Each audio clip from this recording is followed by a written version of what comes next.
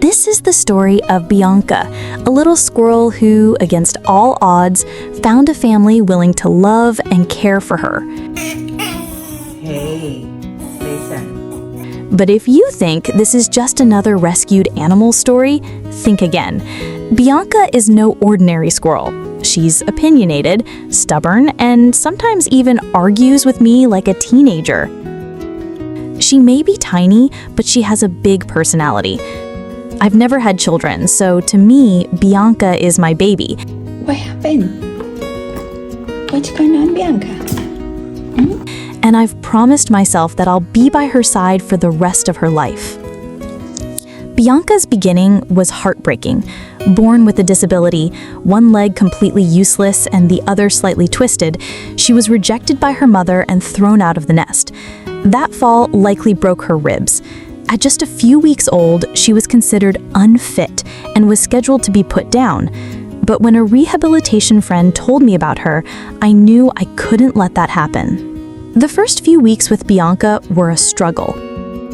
I would wake up in the middle of the night to check if she was still breathing. I fed her 4 to 5 times a day, took her to the vet, and even consulted neurologists. One is stuck, that's what the problem is. My heart breaking with fear each time I thought I might lose her. But this little fighter proved stronger than anyone expected. Bianca never let her disability define her. She quickly adapted, becoming playful, happy, and every bit as mischievous as any other squirrel. She's incredibly talkative. She knows when I say no or call her name, though that doesn't always stop her. Sometimes she argues back as if she's trying to prove a point. She loves looking at the wild squirrels who visit outside our door, as though she feels connected to them, even though she can't live in the wild herself. I always keep an eye on her paws, since even the smallest injury takes a long time to heal. And while she adores me, she's not too fond of my husband. She's even bitten him a few times. Whether it was on purpose or not, only Bianca knows. Her favorite thing is when I pet her under the armpit, especially when she stretches her legs into what we call her superhero pose. Every night we share a little ritual. I tuck her into bed, which has to be cleaned regularly because, like most squirrels, she's a hoarder. Nuts, toys, bits of paper, she hides everything she thinks is important.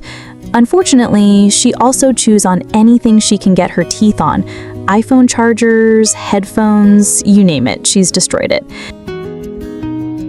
At this point, I'm working on building a squirrel-proof office just to protect my stuff.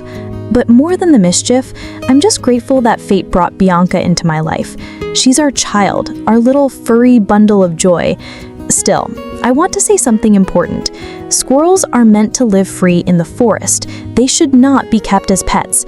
But in rare cases, like Bianca's, where an animal cannot survive in the wild because of a disability, we humans can give them a second chance.